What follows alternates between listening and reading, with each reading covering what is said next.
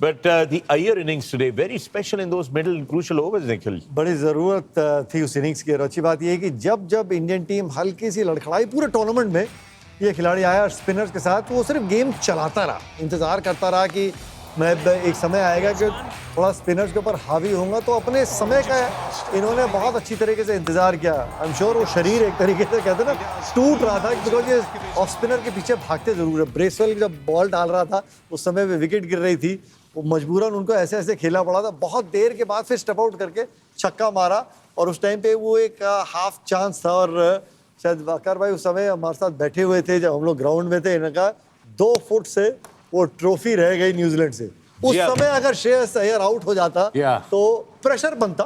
भारतीय टीम की batting lineup लंबी थी, बट उस स्टेज पे I think he took his chance and ultimately वो पे ऑफ हो गया।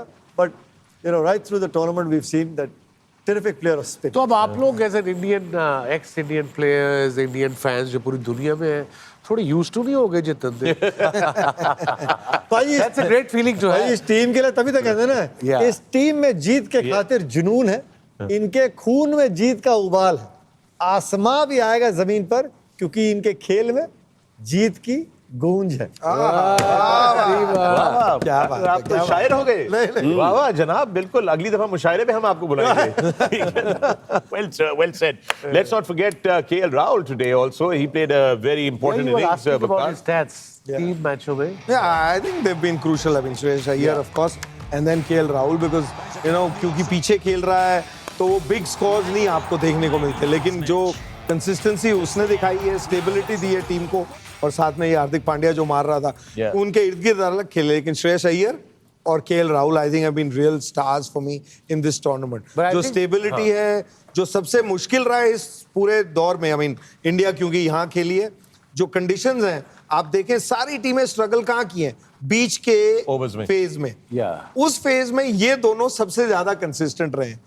शतक नहीं है, बड़े स्कोर नहीं है, लेकिन जो स्टेबिलिटी इस टीम की आई है, मुझे लगता है केएल राहुल और श्रेयस अय्यर की पारी। इनको रोल दिया होगा ना। अक्षर पटेल आता है, खुल के खेलता है। आई थिंक उस वक्त अक्षर पटेल भी जब आए थे उस टाइम भी गेम, और ये पहला मैच नहीं है, इससे पहले भी 1-2 मैच हुए हैं जहाँ पे जिस नंबर पे वो आया वहाँ पे आपको 6, 8, 10 ओवर की एक पार्टनरशिप चाहिए थी, चाहे रन जितने भी हों, वो पार्टनरशिप चाहिए थी। I think that partnership was provided by him in 2 or 3 games. Yep, absolutely. Totally agree.